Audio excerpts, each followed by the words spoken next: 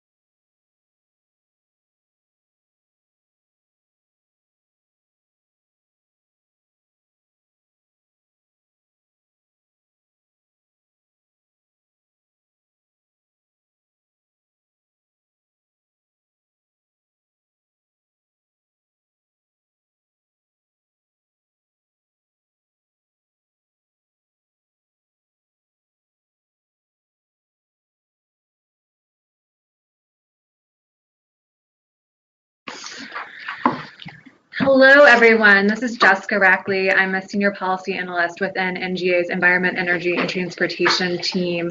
And welcome to today's webinar. This is going to be our first orientation webinar for new governors' energy advisors. And we have an excellent list of panelists for today.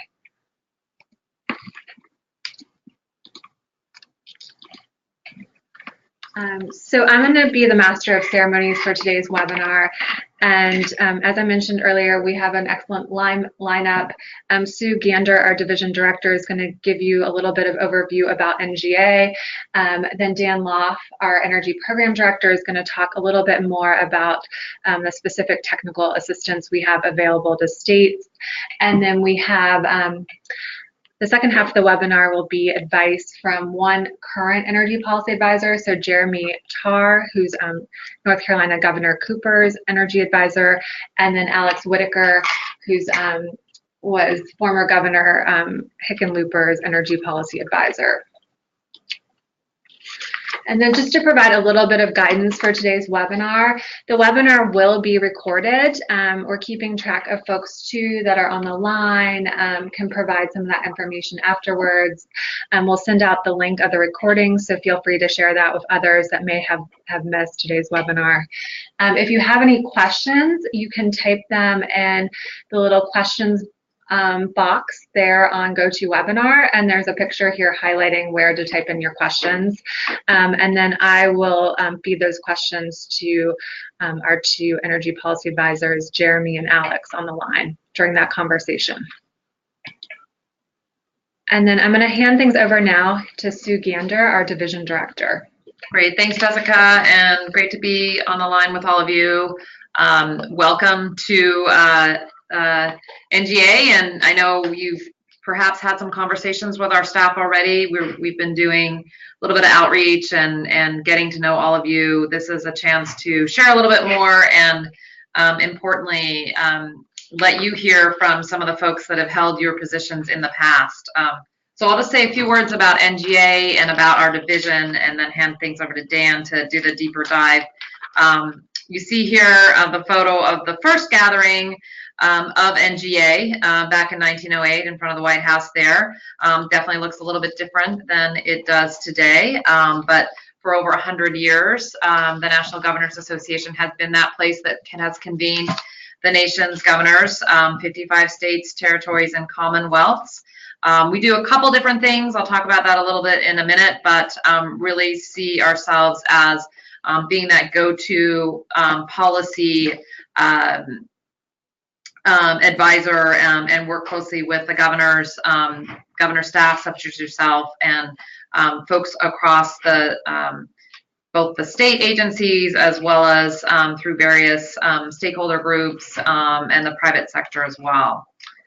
So this next slide shows you what many of you experienced and are experiencing right now. It's the results of the 2018 gubernatorial election, where we had 22 new governors, and therefore, in most cases, I'm almost sure, 22 new governors, energy advisors. And in fact, we have probably a few more than that, as some of the second term and third term governors have some shifts in their staff in the natural kind of course of things. So happy to be speaking with you. You note that this purple shade is a theme throughout the whole presentation and throughout NGA, and that's just to emphasize our bipartisan, nonpartisan approach to things. So if you were confused by seeing some of the states being represented as purple, that's because we think of things in shades of purple. So don't want to confuse you there too much.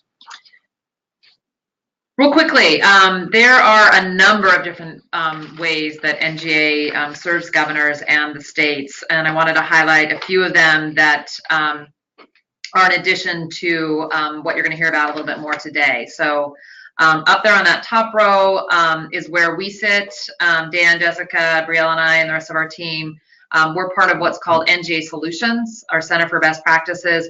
This is the group that works specifically on helping governors and their staff think about creative, innovative policy solutions, sharing best practices, helping you develop strategies. In addition to our division, we have other divisions that focus on health, homeland security, public safety, economic opportunity, education. We do work in conjunction with them as well, since there's a lot of overlap between those topics. We constitute the vast majority of the staff at NGA overall. We've also got a great team that works on NGA advocacy, and I think we do have someone on the line from our team today, Alex Schaefer. I don't know if she's here to just say a quick hello or not. She was in transit from something else. If not, you'll probably be hearing from her as well throughout the course of your tenure. They do a great job educating and advocating around federal policy developments. We often do joint briefings with them as new pieces of legislation and regulations work their way through the federal government. So you will hear more from them. That's generally within the context of the Natural Resources Committee that we have at NGA, which is where the energy work resides. But sometimes it's in other committees as well. We've got a team under our NGA Consulting umbrella that helps the immediate staff within the governor's office that has functions such as chief of staff, schedulers, legal counsels. We also have a really strong spouses program. And then on the bottom there, you'll see some of our newer additions. We have a great NGA Global unit that works to connect governors with other countries, both from the perspective of policy ideas, but also with respect to trade and exchange. We've got an NGA Futures group that looks at emerging technologies and the implications for states. And then we have kind of a reincarnated group. It's been around for a while, but the new form is our NGA Partners group, which is our connection to the private sector. And we've got a lot of great companies that are involved in that process. This slide here is a little bit of a cheat sheet for you all. It gives you a little bit of a description of the many different ways that we offer technical assistance to the states, and some of them are terms of art, so we thought it'd be helpful if you just kind of had this so you could follow along a little bit. It just walks you through how we differentiate between things like workshops, which are maybe 2 or 3 day long meetings, to something like a policy academy, which is a year-long effort where we'd work with a team from various states and kind of on down the list. And You'll see we do try to have a variety of ways that we work with all of you.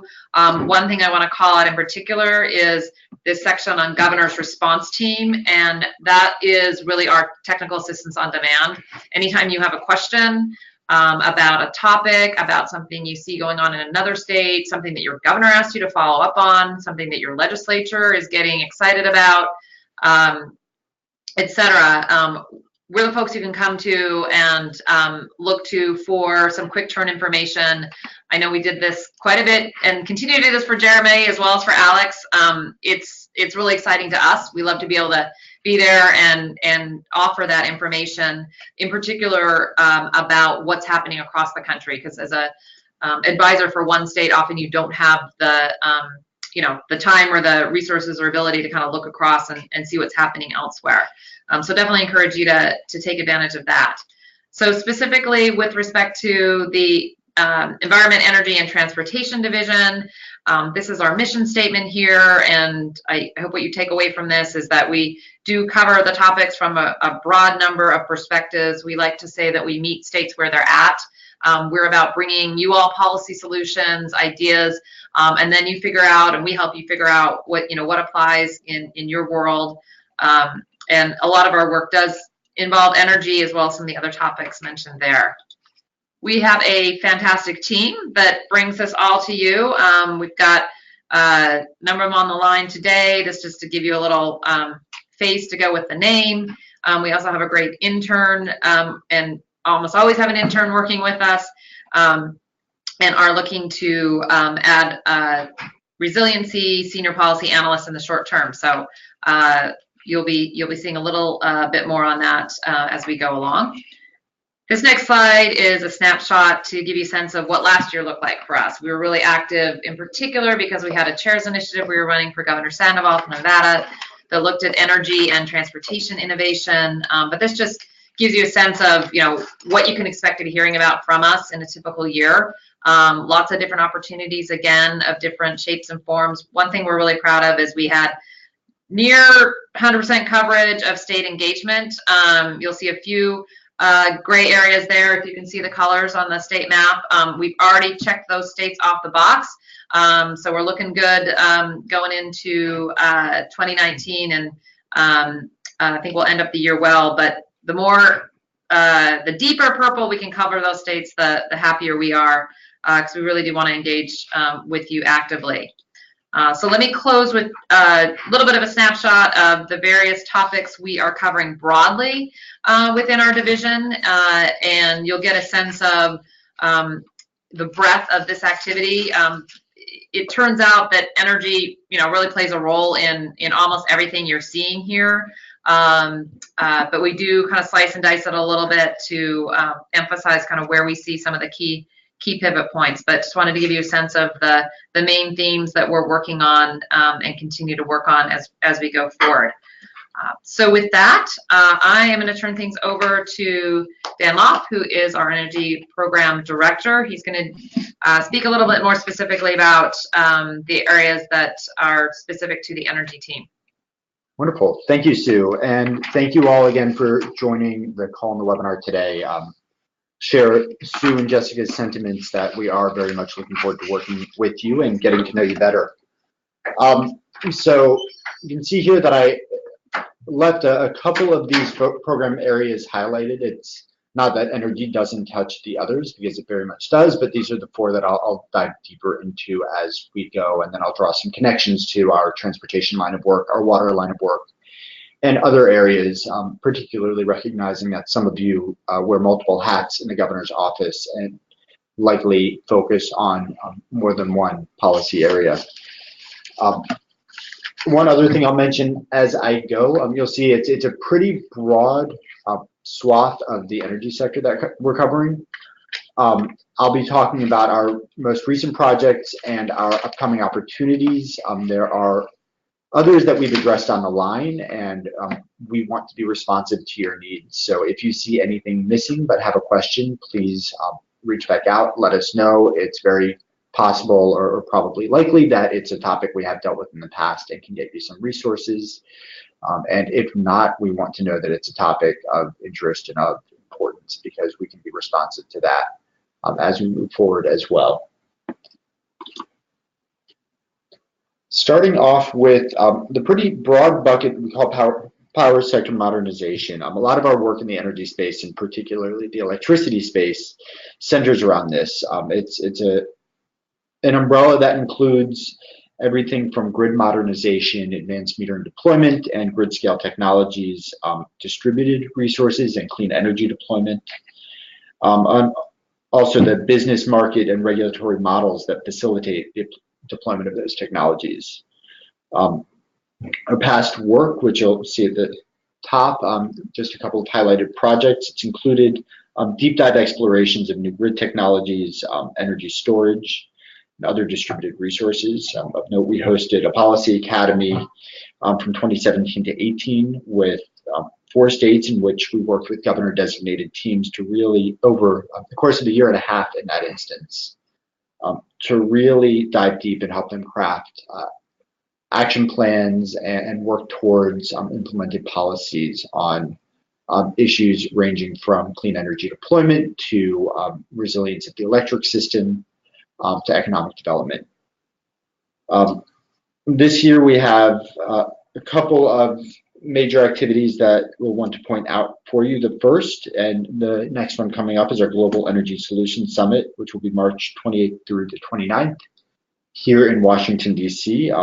You've probably already seen an invitation for that. I would encourage your participation. It's going to be a great event that we're putting on with the Australian, Canadian, and Danish embassies for real international exploration of 3 technologies, so energy storage, offshore wind, and carbon capture and utilization. So Jessica Rackley, who you've already heard from, is our lead on that, and please do reach out if you'd like more information. We'll also have a series of grid modernization and state retreats this fall. So be on the lookout for a request for applications for those. The retreats are our line of work where we'll actually work with you all over a couple of months to craft a day-long or 2-day-long workshop in your state, specific to your state, with about 30 or so stakeholders. We're also working on a clean energy toolkit, knowing that that's a topic that you have all been asking about quite a bit. And we have our ongoing transportation electrification regional workshops. An ongoing concern for governors is the resilience and reliability of energy systems, so electricity, of course, but also oil and gas. We work closely with governors' energy advisors like yourselves and partner with our Homeland Security and Public Safety Division on much of this work. So linking you all with your state's Homeland Security advisors and emergency managers as part of that work. Also cybersecurity leads in some instances to help states prepare for future disasters, but to mitigate against the worst impacts of the storms or those attacks, and to facilitate response, restoration, and recovery efforts. So recent activities addressed governors' executive authorities during energy emergencies, particularly around things like fuel and transportation waivers. Work also included participation in the last GridX workshop. We worked with a number of states to help them get involved with that. Of note, we have a new tool that we're developing called our State Resilience Assessment and Planning Tool, which is going to be a governor-led assessment to help states uncover gaps and opportunities in energy and infrastructure resilience planning, coordination, and implementation that, if addressed, could improve state resilience. So we piloted the tool with 3 states, Idaho, Maryland, and Oregon last year, and are working towards a final version that will be widely available there. The other 2 pieces I'll mention here, we do a bit of work on cybersecurity to support states, since that is a real concern, and that's both energy and other forms of critical infrastructure. We also do a lot of work to link you all with national grid exercises, so things like exercises led by the Department of Energy, like ClearPath or Liberty Eclipse, or the NERC GridX exercise, which I think 22 states participated in last year. And for any exercises that involve in-person participation. We do have a limited budget to facilitate your travel for that. And of course, we do a lot on resilience broadly. So how do we deploy solutions, best practices, and resources across the grid to help the system stay online or mitigate the worst impacts of a future event.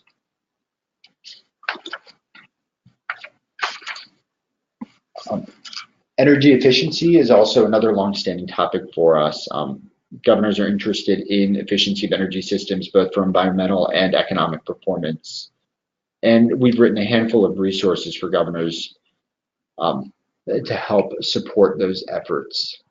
We also have held multiple convenings, including multi-state workshops and a couple of series of in-state retreats, which you see highlighted at the top, really with a good broad swath of states. Of note, to facilitate your efforts on this topic, we're going to be releasing an update to our energy efficiency primer for governors this spring. This is a wide-ranging document on energy efficiency.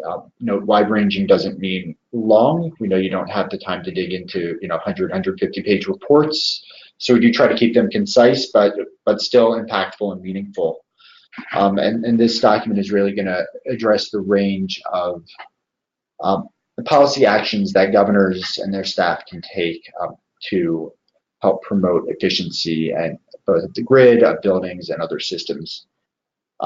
We also do a lot of work on what we call lead by example efforts. So lead by example is the umbrella term that we use for energy efficiency and distributed energy deployment in state facilities, as well as efficiency in state fleets.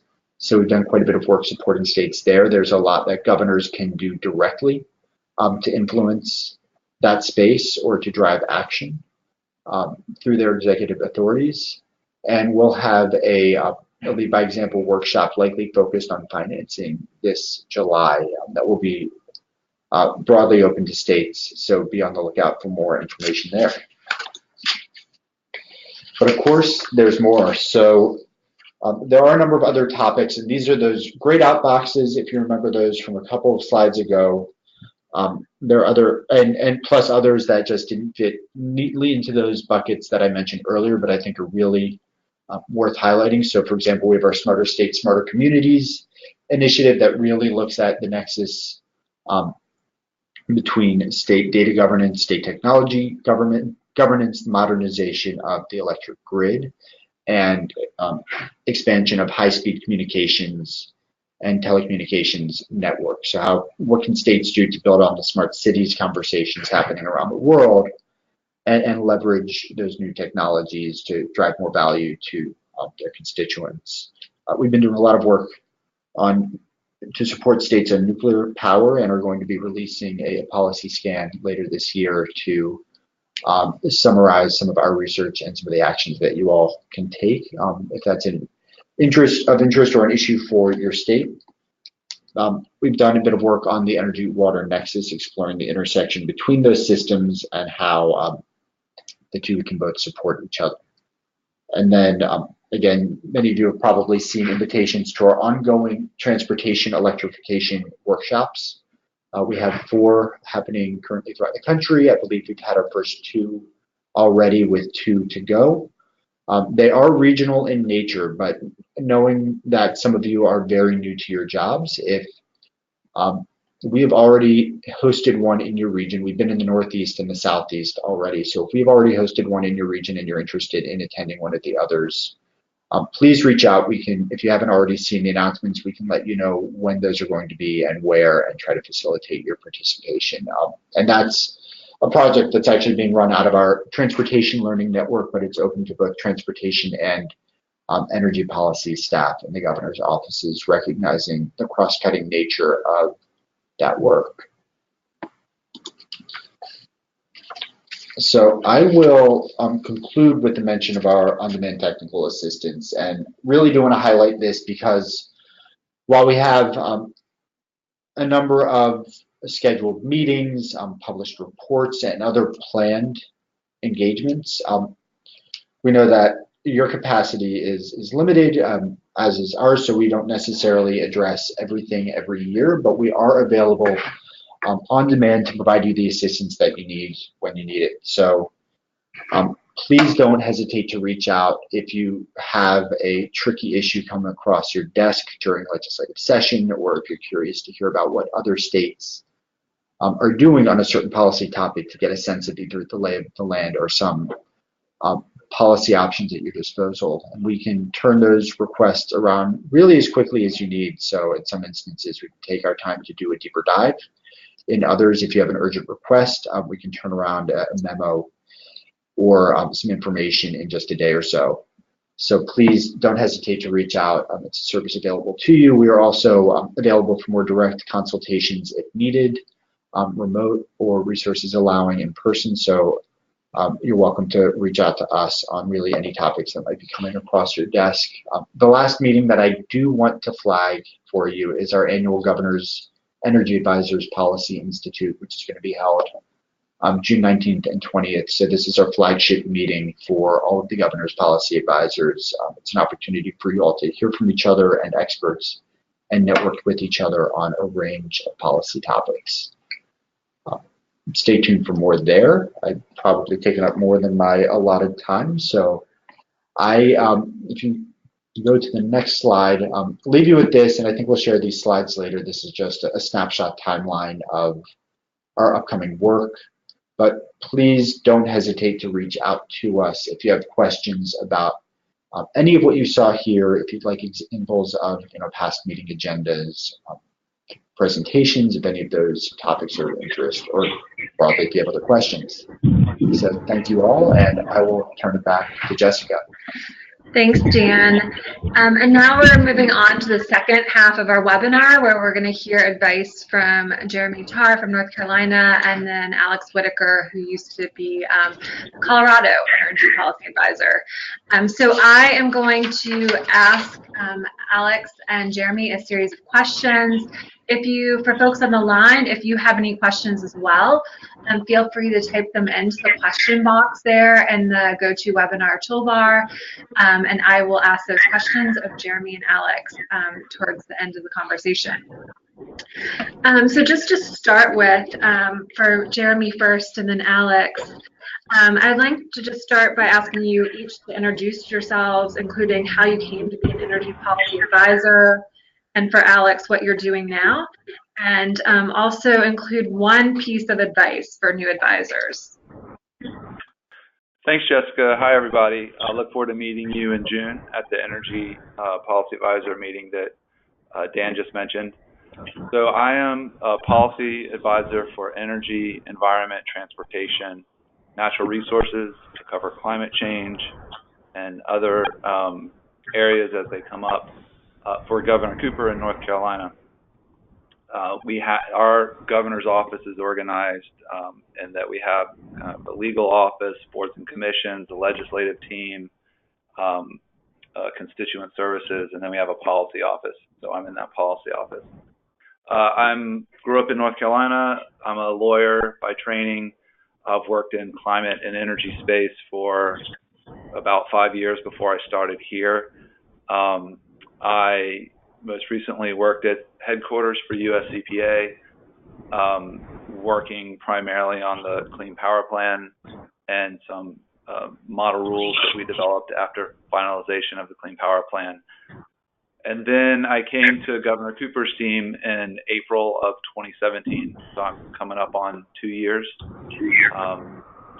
I guess as far as advice, I would say I found it helpful to kind of think about where the gaps are and then think big in terms of filling the gaps and focusing on kind of perfecting my trade craft of being a policy advisor. So like, for example, with the gaps in the administration, there are a lot of actors in the governor's office and the various agencies, folks working on different things at different levels in the org chart. What I try to do is kind of identify needs that the whole system has in the energy space, for example, and fill that need in a way, right? So like, what are the things that only the governor's energy advisor is thinking about? I don't have a bunch of staff I'm managing. I don't have, reporting requirements or regulatory requirements to the federal government or to the legislature or others. So, a lot of the day-to-day urgencies that agencies have to deal with, I don't have to deal with them. So, I think some of the gaps that I've found is that I have an opportunity to kind of think big for the governor, think big for the state, think long term. What are the real strategic opportunities? And then I try to, maybe there's opportunities that are multi-state opportunities. Maybe there are opportunities that stakeholders bring to me or that I came into the office with. And then I try to kind of, part of the tradecraft, I think, is learning where the opportunity areas are, like what are the policy options, and then develop recommendations for those policy opportunities. But then that's kind of the fun, easy part in a lot of ways. And coming in, I thought that would be the primary part of my job. I've come to realize that equally important is kind of doing the legwork to get buy-in, if you have an idea, from the agencies or within your organizational structure in the governor's office, kind of learning how to maneuver, how to build support for ideas, how to adjust to people's feedback, which is really important, and kind of how to work with internal and external parties to make sure that when you do, present ideas, that they are not just thought through and timely, but also are going to be received and implemented by the folks that may be implementing them. So those are some of my initial thoughts as far as advice. I'd say, like, what are the things that only you can do? The gaps. Think big. Try not to get stuck in the day-to-day, and then sort of value the tradecraft part of it, the legwork, the building relationships, so you're maneuvering good opportunities through the system for your governor. Thanks, Jeremy. Hey. And now we'll move over to Alex. Yeah. So hi, my name's Alex Whitaker, and I, as Jessica said, am coming. Right now, I work at a group called the Global Automakers, and I work on state government relations for them. But before that, I was Governor Hickenlooper's senior energy and natural resources advisor. But before that, I actually worked at National Government Association, different shop than Stu and her folks. I was in the federal relations side, but did a lot of the energy and natural resources advocacy work for NGA. And I my wife got a job out in Colorado, so I followed, and that's how I ended up in Governor Hickenlooper's office as his energy advisor. I think probably the best advice that I've got, it would have been the stakeholder engagement, but Jeremy rightfully beat me with a punch there. But what I will say that I find equally as important is really looking down the road. It's sort of so much of success in that job, I think, is understanding not what's happening just sort of next week or next month, but what's happening next year and what's happening in the next legislative session too. So it's how can you talk to your folks and stakeholders and your legislative team and your legal team, be aware of what the federal government is going to do right now, and what they're going to do in a few months, and what are the final rules that are going to get proposed and that sort of thing, so that, let's say, a federal rule from the feds comes out, then you've talked to your stakeholders in advance, you have a game plan, so that when your governor asks you, hey, what are we doing on this, you've got something kind of already in motion. So I think that medium and long-term planning is very important, and it's hard to do sometimes when we're spending our days and chasing one email or one coffee or meeting after another, but take some time to set aside for long-term planning too. I think it's very helpful. Thank you both. And my next question came off of my conversation with Jeremy last week, but can you describe your role as an energy policy advisor a little bit, such as what topics do you cover, what are the range of things you do day to day, who do you typically work with, and are there any agencies that you help oversee or engage with on a daily basis? This is Jeremy. So I'll list like a number of topics. It's going to be a long list, but as I was thinking about this, it made me realize sort of how diverse the job is. And I'm not touching each of these topic areas every day, but a lot of them on a daily basis. So I think, like Alex said, it's sort of long-term thinking, developing policy ideas, or flagging, being aware of things or external actions that are going to happen that we need to be ready for. I get involved in legislation, proposing legislation that advances the governor's agenda, also being responsive. The legislature's passing stuff that the governor's going to come to the governor's desk. So tracking that with our legislative team, getting smart on the things I need to get smart on, not spending time on bills that aren't going to go anywhere. I work with boards and commissions on the governor's appointments when they have a policy nexus, an opportunity to advance the governor's policy agenda. I get involved in those appointments. I do a lot of stakeholder engagement. I'm meeting with all kinds of stakeholders pretty much on a daily basis, phone calls. I do quick research topics.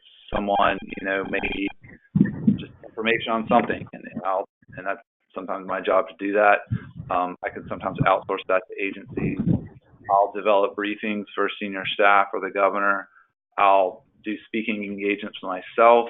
I'll help write speeches for the governor. He has a speechwriter, but some of the substantive content, especially if it's one of the first times the governor's spoken on an issue, I'll be involved in that.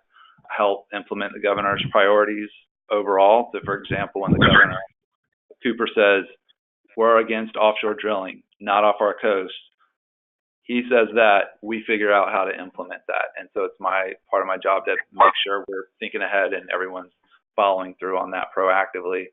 I keep tabs on agencies so I know what they're doing. So I work with Department of Transportation, Department of Environmental Quality, Department of Natural Resources, our state energy office, and others, commerce, kind of as needed. I connect dots a lot of times between stakeholders and government or between agencies when I hear that folks talking about things in the same area or I see opportunities. I can sort of convene, whether it's two people together or sometimes, like next week I called a meeting with 5 agencies in the governor's office on a particular topic that we need to all sit down and discuss together. Developing the governor's budget is a big thing that reflects his policy priorities. Sometimes, people want to meet with the governor, and I will meet with them instead of the governor. I would tee up speaking engagements for the governor or others in the administration. Hey, here's a great speaking opportunity, kind of weigh in there. I'd help develop proclamations, kind of goes on and on. So it's hard to manage all that, but it's also really fun. I think on a day-to-day basis, again, I'm working with stakeholders, executive leadership in our cabinet agencies, and others. Yeah, I guess I'll leave it there.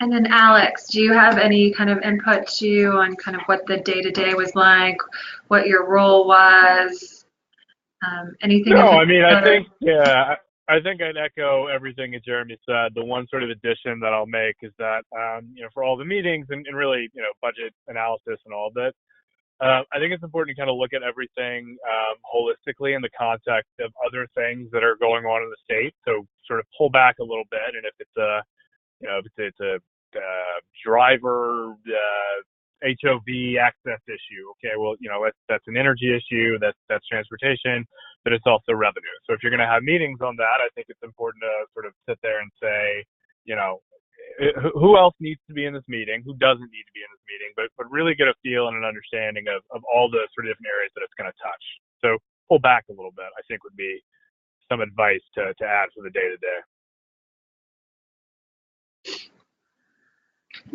And then another question I had for you all are, what are your strategies for managing up? So, how do you manage up to the cabinet level secretaries or the governor? Do you have any advice for the new folks that are on this call in that regard? Yeah, I mean, I would first say just be aggressive. These are people, especially the agency level, the secretaries, whose calendars are almost as full as the governor's. So I think in the same way that you want to make sure your governor's covered, make sure your cabinet secretaries that you're talking to are covered. So be aggressive. Don't be bashful. And if it requires, even with the governor, just camping outside their office sometimes. I did that a few days with John Hickenlooper, and it's necessary, and you just need to do it sometimes.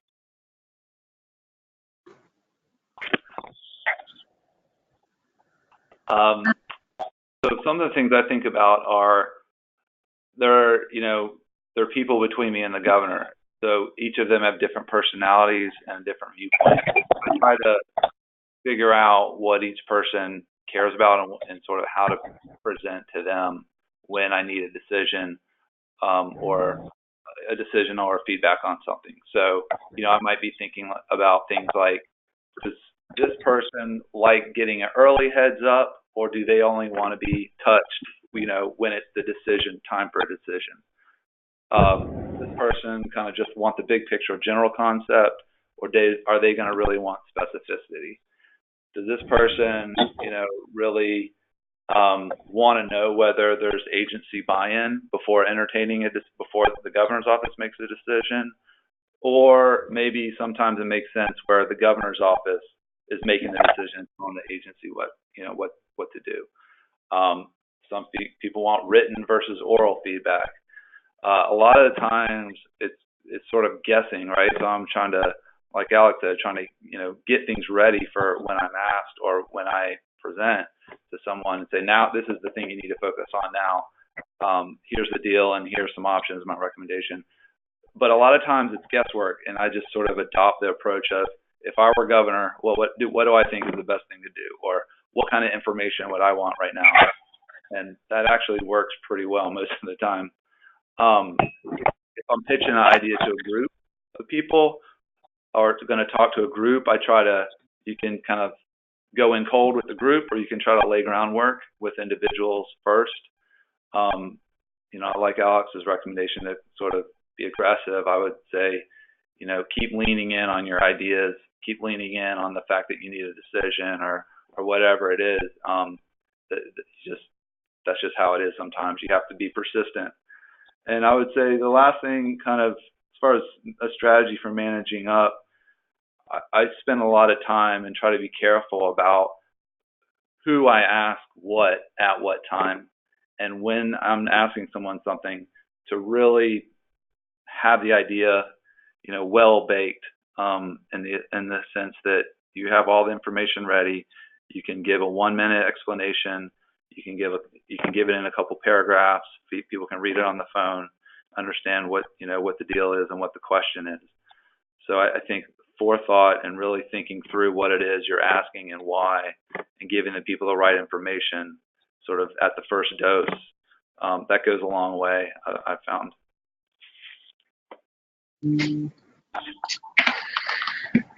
Thank you both. And it sounds like, so from the roles, you definitely have a very diverse portfolio. You talked a little bit both about, dealing with different personality types and stakeholders and having to be really persistent in the role.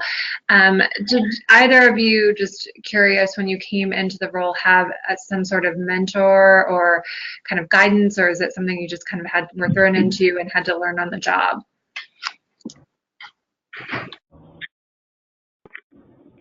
I don't know about you, Alex, but it's a lot of learning on the job and bringing experience from other jobs, And so I in my role at EPA was similar in some ways. So I had some skills that made sense that worked in this new environment. I talked to my predecessors under prior administrations. I found policy advisors in other states, current policy advisors, and kind of, built a couple relationships of trust so we could speak openly and about topics and, kind of commiserate on strategy. So it's been a mix of bringing prior experience, but also just learning on the fly. Yeah, I mean, I came in the last year of an administration, so a lot of people had left who had been experienced. So, that's normal turnover at that time of administration. So there were not a lot of people in the office I could talk to, but for those people who had been there, for instance, the healthcare guy had been there for a long time. Obviously not my issue, but he understands the temperature of the office and who we could trust to run issues through. But also too, I'm not saying it just because they're doing the call, but I looked at NGA a lot.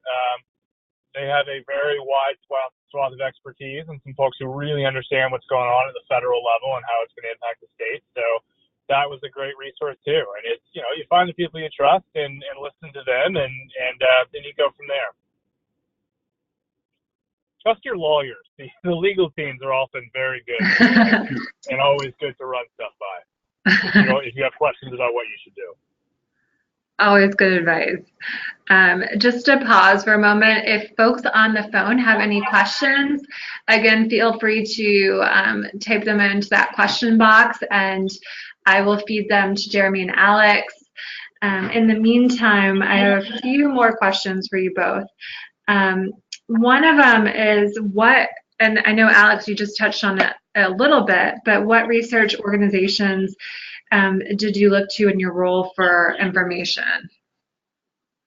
I'm sorry, which what? What research organizations /organizations did you typically look to when you were trying to craft some sort of policy? So potentially like U.S. Department of Energy, the national labs, NGA, other NGOs or think tanks and such. So looking to see like what types of research and reports you typically look to. Yeah, so NGA again, of course, individual governors' offices, they were helpful that you sort of meet and get a feel for. Industry can be helpful depending on the issue. You obviously always have to, consider where their motivation is coming from, but that's with any group that wants to give you information. So they can be helpful. Just, be aware of where they're coming from. So yeah, those are some of the things I would say. Local groups in your state chapters for maybe Environmental Defense Fund, I'll just say as an example, can be helpful. Folks on the ground who've been doing this work and know the idiosyncrasies going on in your state.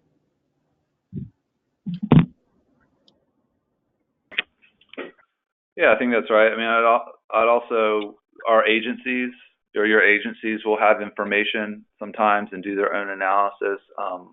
Federal government, like EIA has sort of information that can be helpful. Your universities in your state will have, presumably unbiased kind of research and analysis that they can share with you. There are kind of there are research kind of think tanks that are really structured to focus on policymakers. So those can be helpful as well. And yeah, of course, NGA, they can be helpful in all kinds of ways. Sue went through the different types of offerings that NGA provides to states. And I'd say don't be shy about contacting Sue and her team on energy or transportation, whatever topic areas you're working on, for quick turnaround items or to help kind of get a sense of the landscape of policy options in various states. And one other thing I'd say is that, you each have your own professional expertise before you got here. So me, I'm a lawyer. I talk to my legal team, but also I have my own kind of legal antenna and assessment of what makes sense or doesn't, and can ask probing questions. So I think it's equally important, like where the information comes from, but also that you're probing the information regardless of what the source is.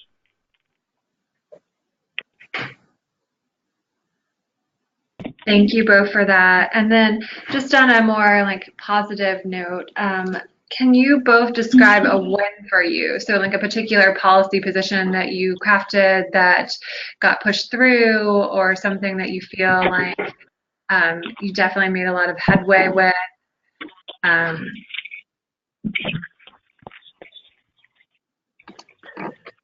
Yeah, I can go first. One of the big things that we did in Colorado was when it appeared that the federal government was going to be rolling back auto emission standards to low emissions vehicle CAFE standards. we instituted a rule that would make sure that whatever the feds did, we were going to keep and maintain a specific, floor of environmental and air quality regulations for automobiles.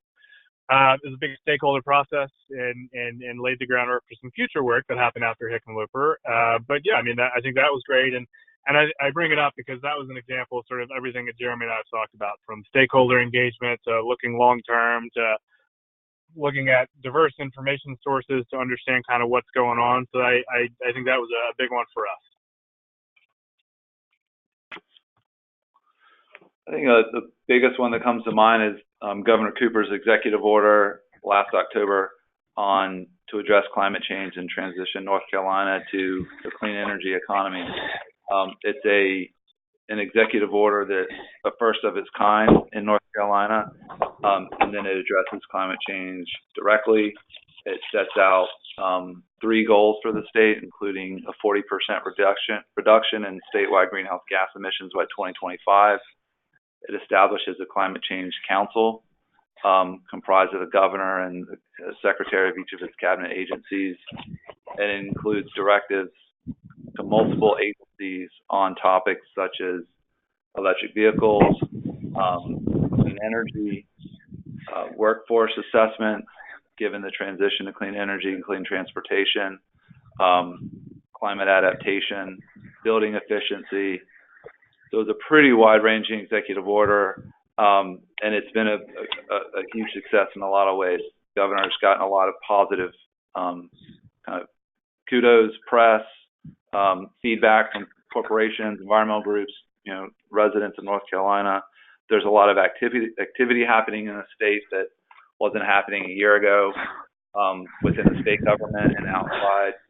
So that's, for us, I think that's an example of a big policy push that has really changed the dialogue and changed North Carolina's trajectory on a particular topic, namely greenhouse gas emissions. And Jeremy, can you provide a sense of how long that took from, first inception and developing the executive order to when it was finally released, and kind of the whole vetting process, and maybe a sense of what you had to go through? It took quite a long time, over a year. It involved a lot of legwork to get buy-in, like I was mentioning at the top of the call, kind of on each provision from different cabinet agencies. It went through kind of different iterations. There's a lot of back and forth and a lot of parties involved. It really took persistence and flexibility to get it to where it finally got signed. So I mean that's I think a lesson learned, is that how long it can take for things to get approved and work through the system. And that said, it's a big deal for the governor to sign an executive order of this sort. So it should be well vetted and thoroughly thought through. That time also included me talking with stakeholders and getting feedback on topics that ended up being in the executive order. So it was a pretty iterative process, but I think something that important to come from the governor's office, because it touched on so many different agencies. And I'm assuming, can you just talk very briefly about kind of the implementation phase of that right now and kind of what the state's doing? Sure. So we really wanted the executive order to drive, and to that end, I looked at a lot of different executive orders from across the state in different periods of time, over the past 10 years, and how they're structured, and kind of picked what we thought made the most sense for North Carolina. And so some of the fundamentals are, it directs specific agencies to turn in deliverables to the governor by a deadline. So you have accountability, you have checkups along the way, and it's sort of designed so that the governor's office isn't exclusively responsible for checking up on all the agencies at all points of time. That's part of the Climate Council's role. So when it comes to implementation, agencies are busy. DOT is developing a zero emission vehicle plan. Our Department of Environmental Quality is developing a clean energy plan and a climate change risk assessment and resiliency plan. Commerce is doing a workforce assessment on the transition to clean energy and clean transportation. The executive board directs all cabinet agencies to procure and use zero emission vehicles whenever feasible. And so figuring out what is feasible and kind of what the opportunities and roadblocks are for more state use of zero emission vehicles. That involves a lot of work. So those are like 4 or 5 of the fronts that we're working on in terms of implementation. And most, if not all of those areas, and there are others I haven't mentioned, involve stakeholder input. So that's an additional layer of kind of work and process that is importantly baked into the executive order. And so there's a quick timeline. All this is due, most of these are due to the governor by October 1st of next year. And these plans will include specific recommendations that set up kind of action throughout 2019, for the rest of 2019, and then into 2020 and beyond.